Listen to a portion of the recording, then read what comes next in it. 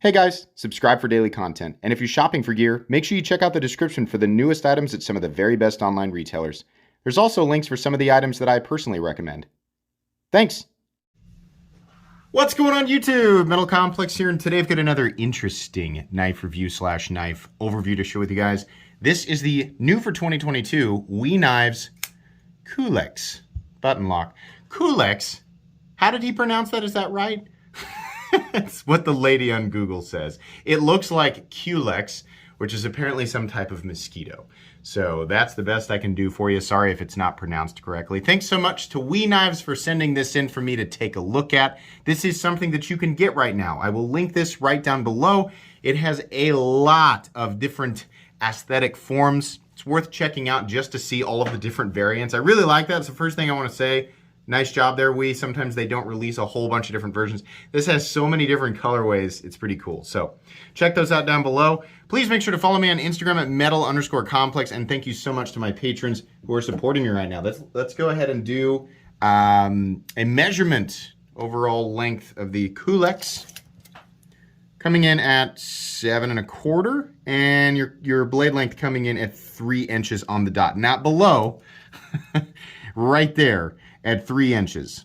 Cutting edge is also about 3 inches. Let's go ahead and do some size comparisons. I think first off, I should point this out because people are going to say, that looks a lot like a recent Civivi button lock. Yeah.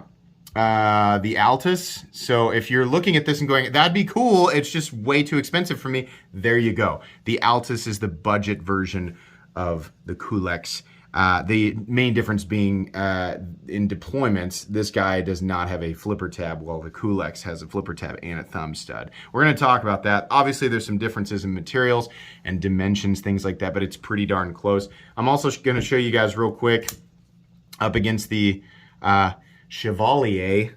I'm going to start calling that thing the Chevy. And then, of course, the Conspirator, I think that's what that one's called. So there you go. These are all Civivi button locks. Let me tell you guys right now, prepare for the massive wave of WE button locks. I don't have any inside information. They haven't told me that.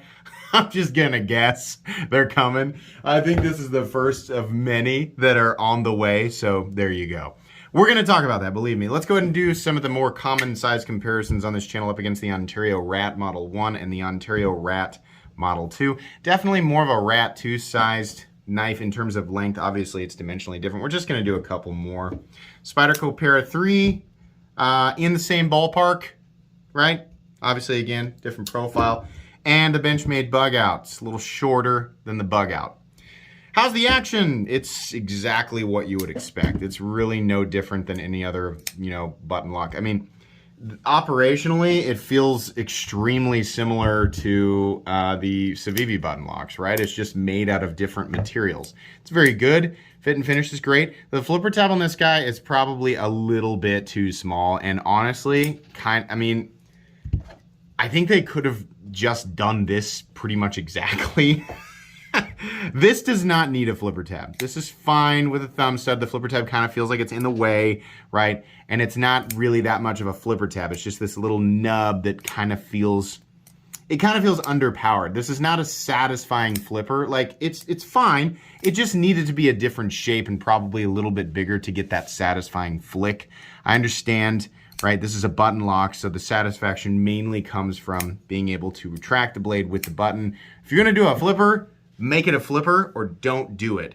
This kind of has this halvesy thing that I'm like, just make it a thumb. The thumb studs work great, right? It just feels a lot more natural and a lot more snappy. I mean, you can hear it, right? It's audibly different because of the amount of force that I'm able to apply to it. The flipper tab, it kind of flops out at about 80%. You know what I mean? So there you go. Let's go ahead and do carry profile up against the Spyderco Para 3. We're coming in roughly the same thickness, length, and height up against the PM2 and Para 3. We can see here this really is not a cumbersome fella. He's a bit shorter than both the PM2 and Para 3, and nowhere near as tall, even including the flipper tab. That's a nice thing about the low-profile flipper tab, I guess, is that it really doesn't create that much of a height issue, at least for me. Materials, we are looking at titanium. CPM 20CV, and probably steel hardware that has been heated, which, you know, they can get that bronze color. Perhaps it is titanium. I don't know. I guess we could try the magnet down here. And every time I get the magnet out, people will tell, not always doesn't necessarily mean that it's not some special type of in the world of knives, the magnet test is applicable because magnets will stick to steel and not to aluminum or titanium, the grades that are generally used in knives. Thank you. Anyways, yeah, it appears to be titanium hardware, unless there's something I don't know. So, but anyways, let's go ahead and weigh it. I actually don't know. Let's look at the inside. You can get my flashlight down in the description. Doesn't look like there's any milling on the inside, which is kind of weird, right? The balance, like, it's quite a ways back here. Why didn't you guys mill this out? Not, you know, I've said many times, like, kind of like a hefty blade, but I think, you know, most people really like the balance to be more towards the pivot, and it doesn't necessarily have like a big old honking blade to balance this thing out, right? It would just make it feel a little bit more, I don't know, like you're going titanium. It would just, I think it would feel a little bit higher quality to have it balanced out with some milling on the inside. I don't know why they chose not to do that, but okay. I don't think the weight's that crazy anyway. 3.88 ounces, right? You could have got it much closer to a 1-to-1 ratio of, you know, an ounce an inch, right? I think that's the standard that some people go by. Not that big of a deal. A 3.88 ounce object is really not that big of an object at all, but it's just weird, right? They do the milling on some and they totally ignore it on others. I don't know. Let's go ahead and do a... That's all, folks. What is wrong with me? Let's go ahead and do a hardware check. Get out my tools. My tools are very inexpensive and very recommendable. You can find them right down in the section of my description that talks about the tools I use on this channel. It's just like I thought. WE using T8 for the pivot and body screws. The pocket clip screws I'm not going to check. Those are T6. So yeah, simple construction. Shouldn't be that difficult to take apart. These types of plunge button locks are not difficult to disassemble and reassemble. So there you go. Good deal. Let's measure blade stock thickness here real quick with my dying calipers. Wow, these things have been hanging on.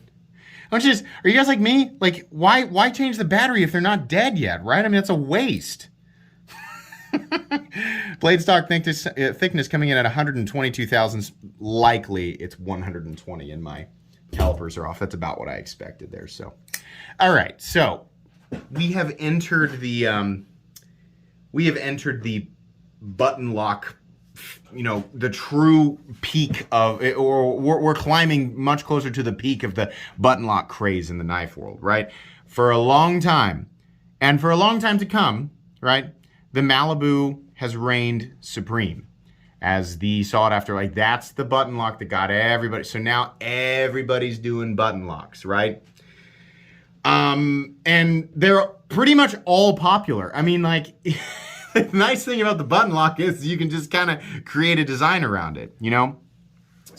WE and Civivi are really taking this combination of a button lock and a minimal aesthetic, and they are just running with it, right?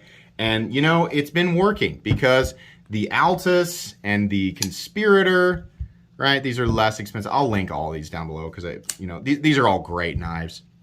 And the Chevalier are all, you know, they all have that kind of minimalist aesthetic approach, which is something that Civivi and WE have been doing for a long time, right? And they're all button locks.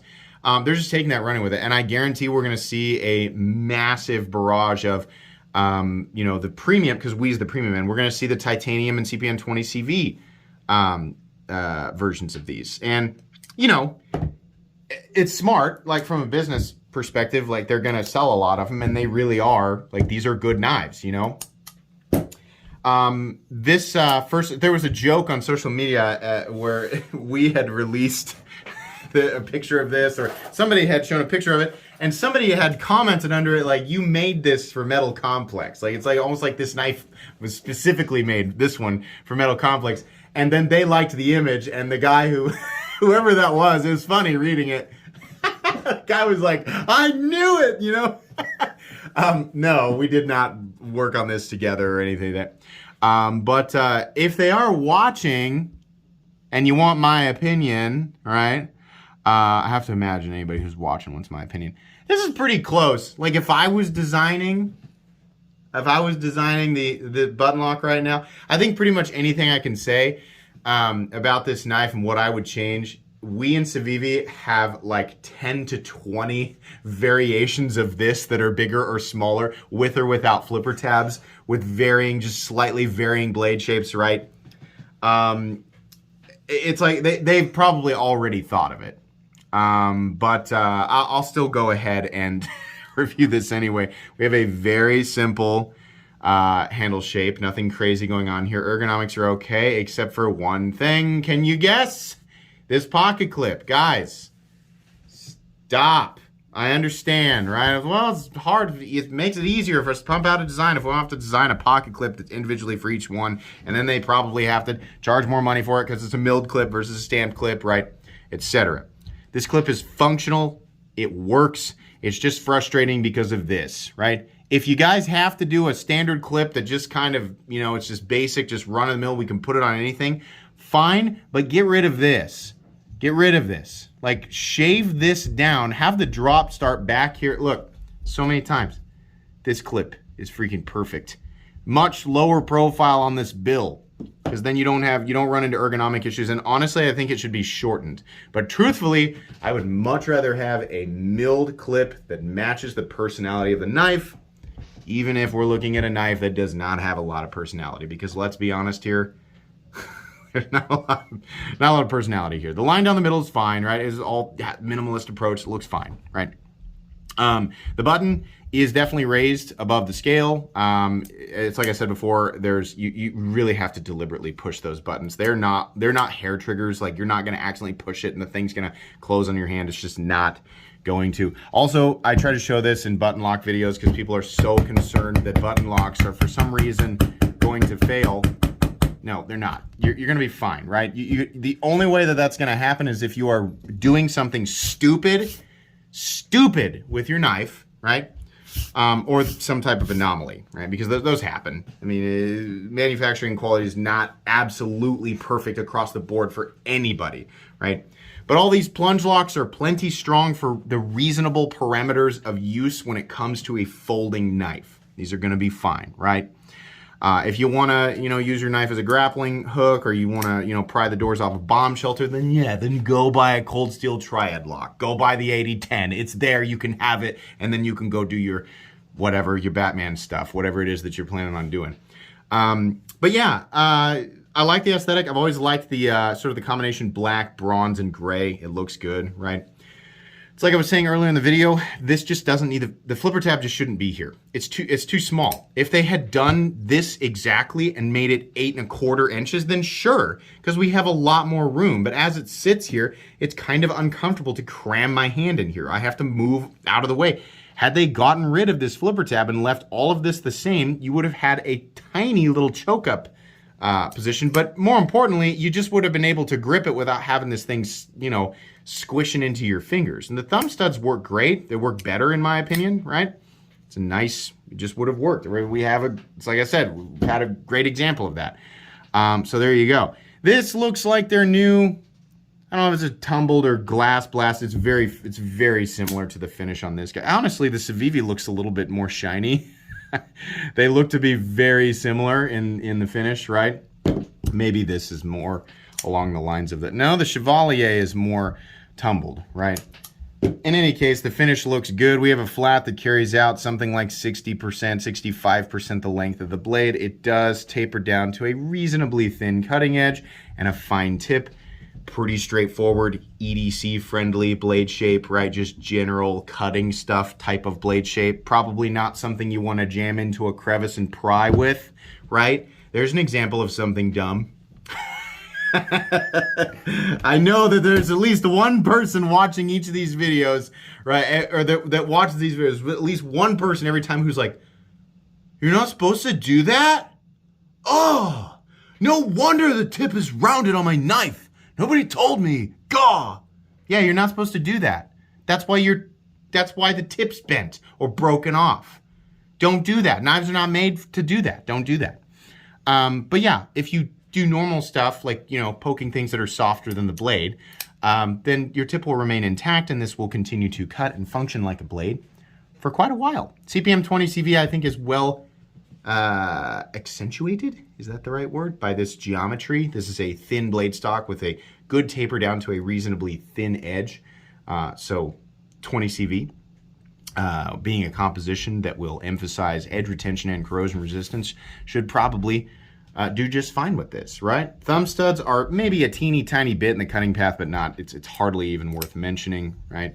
For the most part, you're gonna be fine. It's just kind of, you're an awkward distance on such a small knife from being able to cut straight down. If this flipper tab wasn't in the way, right? This would make more sense. But anyways, sure. Edge feels great, no imperfections or anything like that. Fit and finish all the way around is great, no issues. There is a mounting position for lefties, and lefties, again, I'll remind you guys that I think lefties actually have it better for button locks. This is one of those situations where lefties finally, it's like, hey, something's working out for lefties, because it actually feels more organic to manipulate the button with your index finger, which is how you're going to manipulate it if you're left-handed. This works so well that Mr. Brown from Brown Knives created his FSD as a right-handed knife, but with the button lock situated so that you could operate it with your right hand index finger, and it works beautifully. So, lefties, the button locks, in my opinion, work better for you guys because they're all meant to be right-handed, and they operate better with the left hand. So you can switch the pocket clip is what I'm saying, and it'll feel like it's made for you. And that's nice. We have a couple of standoffs back here that are bronze. It looks good. You have a little lanyard bar, which is great. It's not a lanyard hole. That's the way to do that. Now we don't have to look at a big dumb hole here. Pocket clip, like I said, it's fine. It'll work. It's just generic and boring, and I really wish that they would make specific clips for each of their knives. But it's fine. It works. Carries plenty deep. In and out of the pocket will be okay, except for times where you have to fight that bill. The stop pin is located right there. And there's definitely some shouldering there. Blade play, no blade play up, down. That's very solid. Minimal amount of stick with button locks. It generally is the case, right? So here's you can hear it when I release it. It's pretty minimal. Let me see if I can flick it as hard as I can. Yeah, it's pretty minimal, right? But blade play, no blade play up, down, left, or right. No pivot lash, nice and smooth. And then, the detent, right? But the detent feels good. What is acting as the detent, because this is a plunge lock, it's not a traditional detent, right? The way that we think of it with knives. And the blade is centered, is what I'm trying to say there. It's like my hand and the knife were waiting like, okay, finish up and say that it's centered. All right, so this is okay, right? What is the price? I think I saw 216 bucks, right? Price doesn't blow me away, but it also doesn't offend me, right? As far as materials and fit and finish and blah, blah, blah. If we're going to go the route of like making WE versions of the popular Civivi button locks, this is fine. Like this, honestly, I'm going to tell you guys right now, this is a recommendable knife. This is kind of a boring first button lock for WE. It's good, but it's the same level of good that I expect with like pretty much everything that WE, puts out there. So if we're gonna do these titanium button locks, this is the, and I'm sure they'll do a whole bunch of them, right? Here's the one that I want. This is okay. Make this guy in full titanium. I want a full button lock. This is a full size. This is their big boy, right? It's got a flipper tab, but the flipper tab works because there's plenty of room on this thing, right? And even the angle of it gives you a little bit of a choke up. And then you have the little fuller there that lets you do the reverse flick. Honestly, keep the, do the fuller. I'd honestly rather have thumb studs on this guy. Give me this with thumb studs, full titanium, 20 CV, right? Mill it out so that it's balanced. Don't leave it unmilled. And then give me a unique pocket clip and freaking texture it. Perfect. You do this, you'll make me happy, but you'll also absolutely ignite the folding. Like this is a good EDC profile, right? It's a good looking profile. It will balance out well being milled in titanium. It'll scratch that ultimate like that. You have the recipe for it. You have many recipes. You could do the same thing with this guy, right? You could definitely do the same thing with this guy. Stop doing the smooth titanium. Do something that's textured. Do something that's different. Do something that's wow, right? Keep doing the where you have multiple variants. You got the blue and you got the green and you got the bronze and you got the all gray and keep doing that, right? But add some texture patterns, right? Texture patterns and the milled clips, right? And if it's got to be 250, 260 bucks, fine. But the recipe for the ultimate, button lock for if you really want like to compete with the incredible demand of the Malibu, yeah, these guys right here, do those. You literally could do. It's like the same thing with the Malibu that you did, just the titanium frame lock version of the, or not the Malibu, the Elementum. The titanium frame lock version of the Elementum was just very underwhelming. But these guys, oh yeah, give us a full size one, right? We can screw around with the little guys all day, right? But do a full size one. We have the perfection. We have the ultimate button lock recipe here. Some combination, either this exactly, or some combination of the two. But I want a little bit more. I want a little bit more character in there. Take a risk and do a pattern. People like the diamond texture pattern. They like the, sort of the diagonal micro milling lines, right? Outline it with a milling line. It looked really good. And then you can emphasize the different ano, because you could do the peaks one color and you could do the base or the pockets of the texture pattern a different color. You could do the outline of the texture pattern in ano. Really some awesome ways to make it pop and make it interesting, right? But at the same time, still have those minimalist, simple lines that appeal to essentially everybody. But give it a unique clip, for the love of God. This is good. I like this. It's going to my recommended knives playlist, but it just makes me, it's like, this is good. I want to see what else you got. I want to see it, right? I know they have something crazy cooking. They got something awesome cooking, right? I want to see it, and I hope it's what I hope it is. Does that make sense? So yeah, recommended knife, definitely. It's not blowing me away. You can pick this up down in the description. There's a link for it, so you guys can check it out if you want. There's a whole bunch of like different colors. They really do look nice. So I appreciate that. Thanks again to WE for sending this in to me for review. Please make sure to follow me on Instagram at metal_complex. If you enjoyed this video, leave a like. If you'd like to check out my other content, I do, of course, have lots of videos of knives that are either expensive or inexpensive that I do or don't like, so check those out. And if you enjoy all my content, go ahead and click on that Metal Complex logo right there and subscribe, because there's definitely more coming. Thanks again for watching, everybody, and have a great day.